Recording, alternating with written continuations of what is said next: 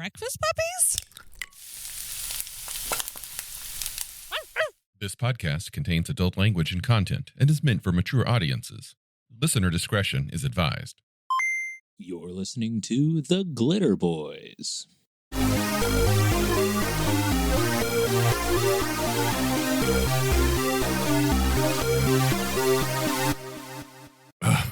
Y2K. You remember that shit? You know, as far as like Palladium and apocalypses go, there are big apocalypses and then there are small apocalypses and then there are topical apocalypses. Yeah. And if you are a fan of Palladium games, which you probably are because you're listening to this in the first place, then you might be familiar with one of their more obscure games, which was the printed and then abandoned system called Systems Failure. Now, this thing came out in the late 90s, and the whole theme was that all that panic that was building up for the end on New Year's Eve, 1999, when all the computers worldwide were supposedly going to collectively shit themselves for being unable to process 4-digit dates. Yeah, airplanes were going to fall out of the sky. All our money was going to disappear from the banks. Traffic lights were going to explode and stalk the streets eating people. I don't know what that one was, but well, good old Palladium and their love of apocalypses brought Bill Coffin out to make another game, and this one was called Systems Failure, and it's all about the Y2K bug being actual bugs. Yeah, like angry bugs. Yeah, now we both just read through this. Now, Systems Failure is one that I've read through many times before. The copy that I'm holding in my hand is not my original copy, which I apparently lost in a move, but I've actually run this game multiple times. Of the modern day SDC settings, it's up near the top for me. Like Nightbane for me is top tier of their SDC modern stuff. Never was really a big fan of Heroes. I don't really know Dead Rain all that well. And Ninjas and Super Spies was never quite my jam. But Systems Failure is so, perfect word, topical. Yeah. It existed in a period of time. Yeah, I mean, there are people who can drink right now who didn't go through Y2K. I think that's the danger of topical right there. Yeah, that whole acronym and all of the hubbub that was spinning up worldwide around it, it's just lost on so many people. Yeah. Well, think about it though. I mean, that's 5 years from 1995. AOL was still a thing. I mean, we didn't know. We just didn't know. Yeah, AOL was alive and kicking pretty hard at that time. And Yahoo was king. Oh, yeah. Yahoo or Metacrawler, I think, was one at the time, or Ask Jeeves. It was Ask Jeeves, yeah. Yeah. Oh, man. Alta Vista. Back in the day, young ones, we had things other than the Googles. Yeah. I remember when Google came out, it kind of blew my mind. Yeah. Nah, Google's a big deal, and now it is the home of the machine gun. Pretty much. Yeah. I think when Y2K hits us again, when these bugs attack, they're probably going to emerge forth from the Google data centers worldwide and then slaughter us in that way. So it's going to be an attack from within. Yeah. That's my theory. I will say this. I really liked some of the writing at the beginning, the flavor text. Oh, yeah. The fluff. Because it was an old chat room, right? Yep. With the old entering the chat room, and the world is going dark, right? As Y2K goes around the world, starting in New Zealand, and it's actually like fairly decent, well written psycho horror. It's not bad at all. I like the character of Rooster. Yeah. The whole thing is. It's basically as if it was a copy paste chunk of log from when the apocalypse hit. And it, mirrors the structure of old AOL chat rooms or Prodigy rooms. Remember Prodigy? Yeah. CompuServe? Come on. But yeah, old AOL chat rooms or IRC, internet relay chat kind of structure. I have read a number of stories throughout the years that short stories that have taken that format. And it's one that I feel is underappreciated. I love it. There was a certain lawless vitality to those old rooms, and they captured that really well with this. Yeah. Just, oh yeah, the apocalypse. Well, I don't care about that. More beer, please.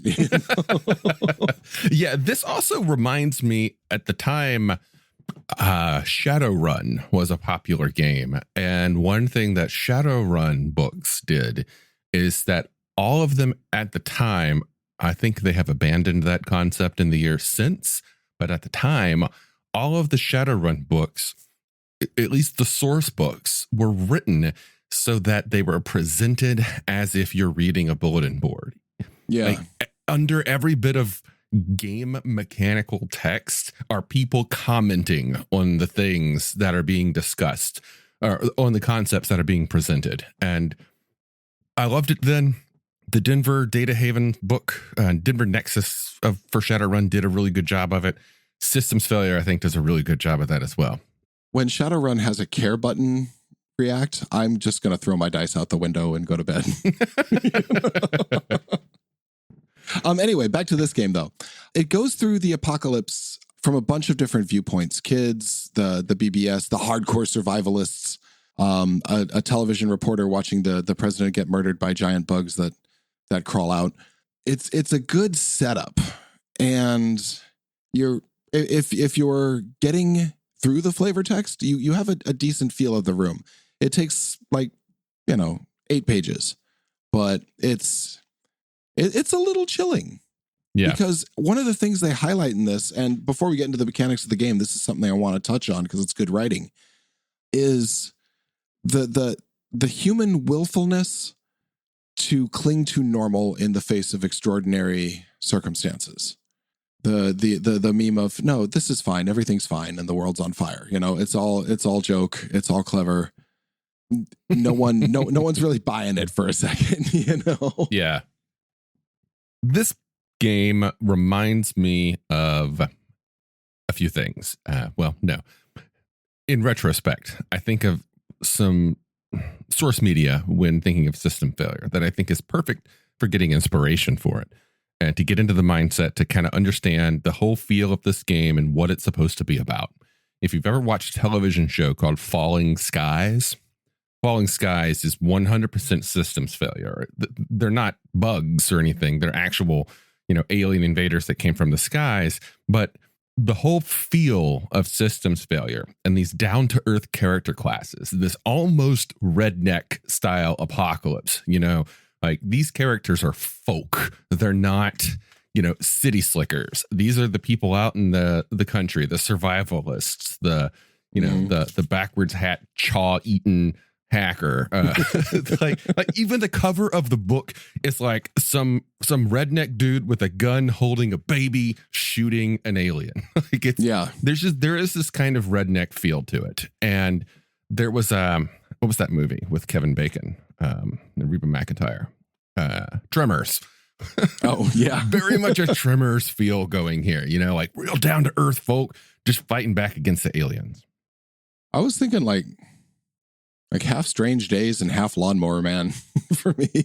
Man, Strange Days was such a good movie, but it was very much a cyberpunk kind of movie. Yeah. This is, this one is so anti-tech because people can't use the tech, Mm-hmm. Actually, people can't use the tech because the tech will try and kill them. Remember that other game we talked about? I do. Yeah, I wonder. Getting some themes here. Slightly derivative. I like a lot of the chubby guys in polo shirts just punching bugs, man. Yeah. Yeah, let's go forth and punch those bugs. So, okay. I think we've kind of hinted at it, but not actually come out and said it. So the Y2K bug are actual bugs. They're aliens. There are these big things that are anywhere from like 6 feet tall to 16 feet tall or whatever. And they look like giant ants or wasps or some kind of a weird combination of them.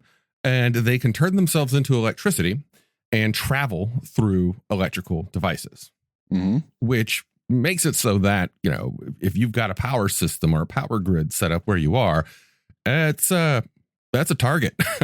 You're basically calling to the lightning bugs to come and appear and fuck you up. I like that that the bugs only prey on someone in a certain window of tech. It's like, yeah, you can generate a lot of power. Like you've hit splitting the atom and harnessing that, right? Mm-hmm. We're not talking about dynamos or hand turned cranks. Like it's an efficient nation or global power net.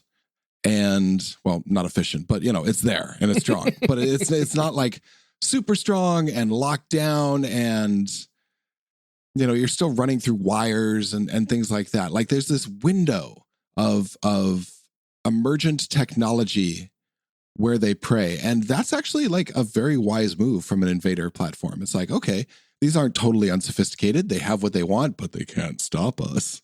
Yeah, it does in some ways remind me of some of those sci-fi stories where the aliens are just sort of hanging out in space just beyond our sensory ability, just waiting for us to hit a certain threshold of technology. And then they either show up and say, hey, welcome to the galaxy, or you've crossed the line, motherfucker. We're going to kill you. And we didn't even know what the line was. Was there a pamphlet or something? I missed the memo, please. Yep. So this is a SDC setting. What we talked about this before. SDC, structural damage capacity, versus MDC, mega damage capacity. If you're familiar with the Rift's apocalypse, dial it down a few hundred points, because we're going to the basics. We're going to where a classic pistol will fuck you up kind of game. And honestly, I like that. Yeah, it lends a certain caution to playing, as opposed to, I'm just going to leap into the fray and come what may, I trust my armor to protect me. It's like, no, well, okay. Remember, you're squishy and made of meat and held up by calcium stalks. You are not 7 feet tall, covered with hair and steel. Yeah. Like here, we're taking it again. We're taking it to the backyard. This is a backyard apocalypse. It is. And that's fairly clear from some of the OCCs. Like, you have things like the egghead or the exterminator. Yeah, the sawbones. Yeah, I mean, there are a lot of non-combat oriented classes here. Oh, yeah. Like there's normally like a token one tossed into most game types, but there's actually a few in here. Yeah, we have, what is this? We got about 12 or 13 OCCs. And really only 2 or 3 of them are warrior types, warrior caste humans. Yeah, the grease monkey, then you have like the lawman. Yeah. Yeah. Where's the lawman? Am I not seeing that? That was one of the names for it. It was the Peacekeeper. Peacekeeper, yeah. Gotcha. Yeah, but then you've got, the wacko, the survivalist, the splatterpunk. The splatterpunk. Get backyard apocalypse here. And once again, the fetish with NORAD comes out. NORAD tracks Santa, Kevin. I don't know if anyone's ever told you that, but the NORAD psychic OCC. Oh man, one of my long-term plans, had our Rifts game continued, was to as the game moved on in the year, activate an emergency protocol at NORAD that no one knew anything about. And everybody was like, what the fuck is going on? The radars are up. The tracking system's up. Are we under attack? And it was just going to be the Santa tracker. But then remember, it's Rifts. It could actually be Santa, and he might be pissed off for some reason. I've always thought that Santa was one of the old gods, like one of the Norse pantheon, comes from the snow, flies with reindeer. Some warrior king dressed all in red, but is atoning for the slaughters of the... Anyway, that's something for my campaign. I'm not going to spill too much here. Yeah. If you've ever read anything by Terry Pratchett, that sounds a lot like the Hogfather. I was going more Jim Butcher, but yeah. And then there, of course, Krampus. Everybody loves Krampus. Yeah, Krampus is the bacon of Christmas, as far as the... Yeah, bacon's so good. Wait, are we talking like pork bacon or Kevin Bacon? Either one. They're both so good. They're both so good.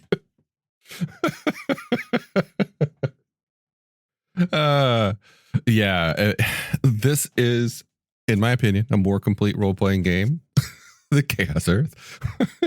Agreed. Yeah. You've got factions. You've got world information. You've got places to go. You've got maps. You've got details on America. You've got multiple character classes. You've got monsters to fight.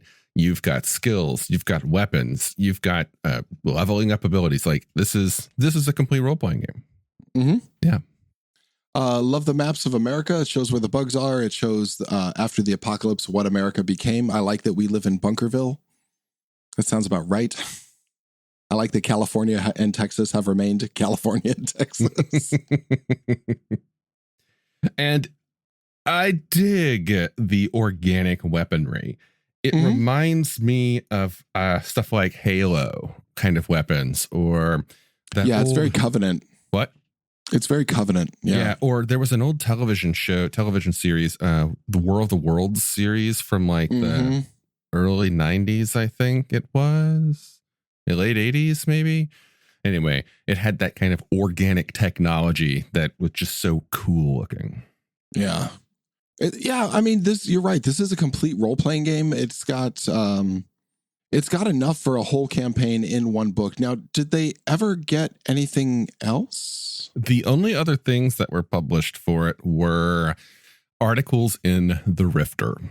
Okay. And there's some cool stuff in the Rifter for it, actually. It's good stuff.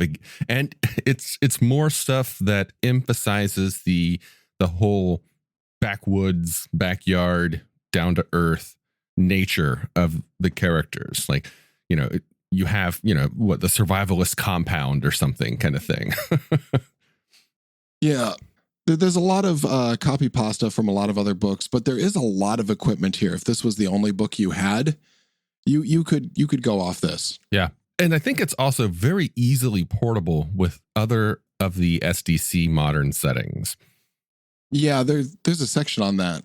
You could take Dead Rain and just bring in some zombies and make it a mega apocalypse. I don't even think you'd have to change the character classes at all because it's all balanced for SDC. You could bring in some of the Beyond the Supernatural classes if you want to add a little bit more psychic stuff in there. You could throw in some Nightbane. Just go wild with this. Make Dark Day the same as the Bug Apocalypse. And then now you've just got, boom, chaos. It's just fantastic. I would play that. You know what this actually kind of reminded me of? Given the fact that it's the whole Desperate Last Stand, it reminded me a lot of Mechanoids. Like there's a lot of flavor to the first game here. That first Palladium game. Please go back and see Mechanoids in our out playlist, I suppose. It was a good discussion. We had a lot of fun with those. We got 3 full episodes, I think, out of the Mechanoids when we were only expecting to do 1. There's not a lot of stuff. Basically, if it's electrical, the bugs can get at you. There are biological ways to fight back, once again, headed by NORAD. They did 2 things. Basically, you become the bug and fight as bugs fight, or you become super psychic and explode them with your brain. Everything else is just rugged stuff. Every good apocalypse needs an alien hybrid, and you need a psychic. Just kind of round out the numbers there. Thinking about it, that's a very true thing. Like even like just Firefly, yeah, you got that. Robotech, you have that with Zor Prime in the second one. There's a lot of things that follow that particular creed. That little playbook there. Yep. Bring in aliens. Yeah. You got to eventually have a hybrid, and you got to eventually have a psychic. It's I like it. It's the whole trifecta. Yeah. Yep. I would have a hard time playing this now and not giggling because Y2K was such a womp womp. Yeah. I'm the same. Any game that you play that is predicated upon there being some kind of a disastrous world-changing event that now is in the past, but it's a past that you actually lived through that was very different from what's in the book. It is hard to put your mind in a what if situation when you were there, that was the weakest unflavored oatmeal of an apocalypse that ever was. But goddamn, did they sell bottled water? And that's been the playbook ever since. God damn it. people will just go crazy and buy the most random shit too. Like, I wonder if we had a toilet paper outage then. God, I don't recall. If I remember correctly, I was just borrowing it from where I worked. Well, remember, you mentioned Strange Days. Again, one of my favorite movies of all time. Still holds up. Still fucking holds up. Even more so because it's got a really good message.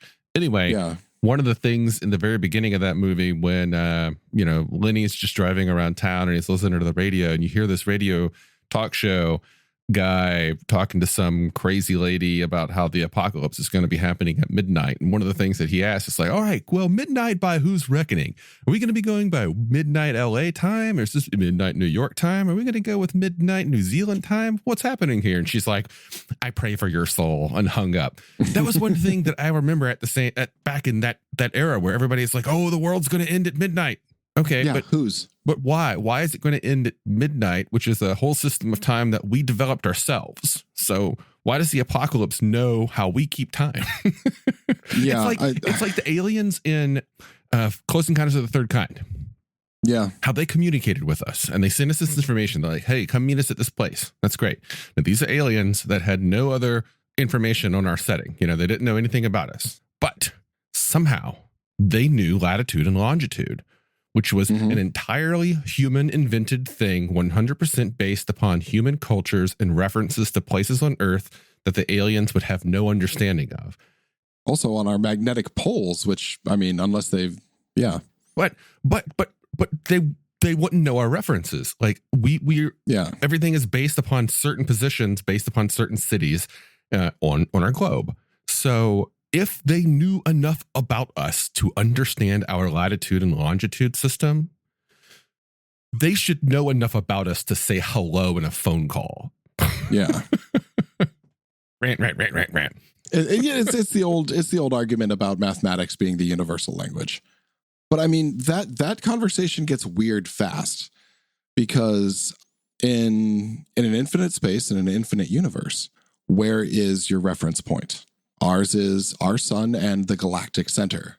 But those are pretty nebulous concepts. I mean, that works for the local stellar neighborhood. But I mean, with something like this, you're talking about, energy bugs that, kill the president. So yeah. I don't know. There are big questions, first contact questions that assume something. But I think that the biggest scientists have used as one reference point is atomic decay of common elements. And that's what they use as what after the Voyager went out with a gold record, that's what they've been using in beamed communications is this is what this thing looks like, and this is how fast it decays. Now we can begin to extrapolate things based on that, because that is a constant no matter where you are. Okay. Yeah, kind of makes sense. Yeah. So that has nothing to do with the game, but I just thought it was neat. Yeah, why would the aliens know that we base our entire system of world measurement on the Greenwich? How would they know that? Spooky alien powers. Okay. Anyway, these aliens don't give a fuck about latitude and longitude. They just travel through our telephone and our communication systems and fuck us up. I don't really know how much else we can say about it. It was one book. It was like 140 pages, and 20 of it was how to play a role-playing game, and the back 10 were these are other role-playing games by the company. It had first-rate flavor text, and I mean, once you cut out all the now coming from, and this is how you play a role-playing game, you're looking at about 110 pages. And just from 110 pages for a complete role-playing game, not bad. Not bad at all. It's unique. I don't believe there were many role-playing games dedicated to Y2K or any. Did Shadowrun touch on that? You were a bigger Shadowrun fan than I was. Do you recall? Was that a thing? I think it was Shadowrun was future. It was like Y2K came and passed and nobody gave a shit. Yeah. So it was actual real history. Yeah.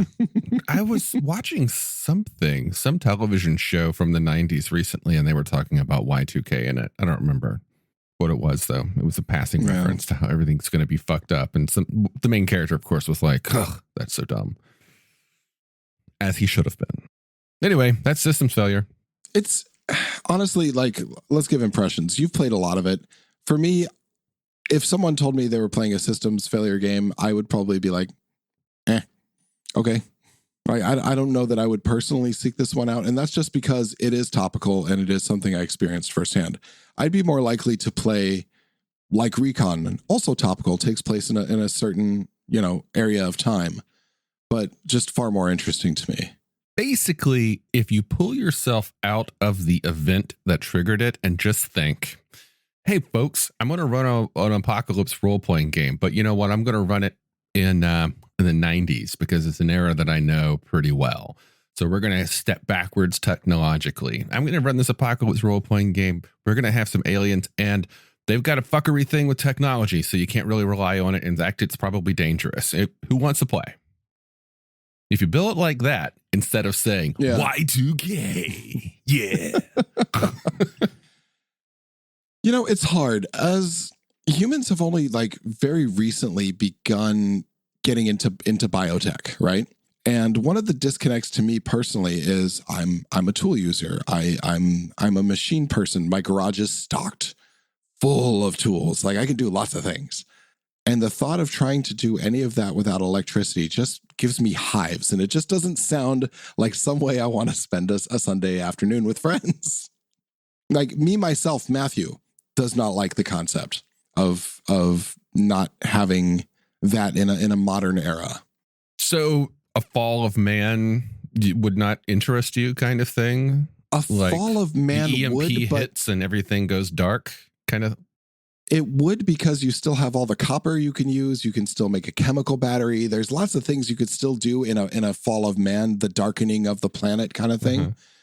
But in a can't trust the wires because magic. I don't like. I think it breeds, and we already have this Luddite anti-tech thing going on here, and I don't want to feed more gas on that fire. That's fair. Yeah. It's like things were better in the farm days. Yeah, by all means, run a farm, but still, let's go ahead and keep penicillin and a few other things that keep us fucking alive. I sure don't miss polio. Yeah.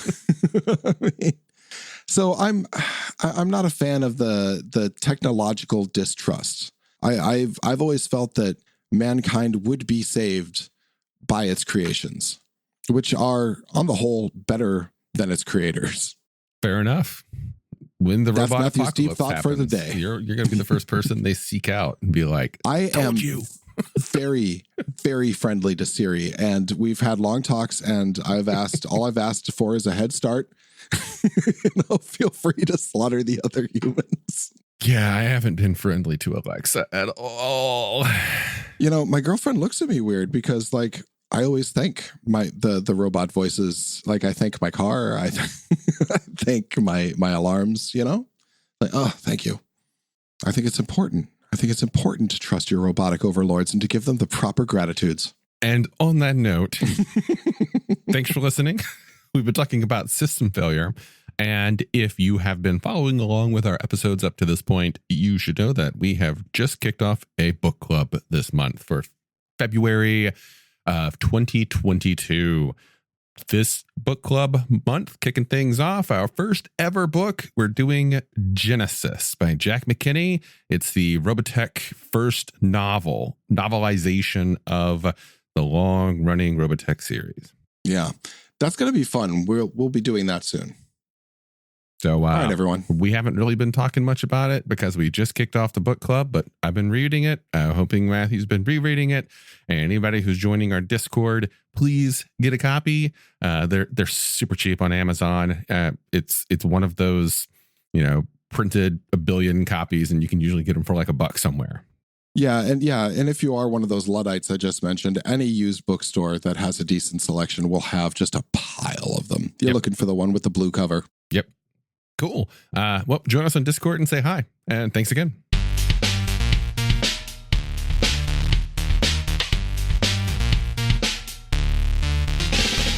You've been listening to The Glitterbois, a Palladium Books fan podcast. Glitterbois, Rifts, the Megaverse, and all other such topics are the property of Kevin Siembieda and Palladium Books. Please buy all their stuff and help keep them in print and making more games. You can order directly at palladiumbooks.com, and their entire catalog is available digitally at Drive-Thru RPG as well. Our opening music is 8-Bit Bass and Lead by Furby Guy from freesound.org. This closing music is Caravana by Philip Gross, available at freemusicarchive.org.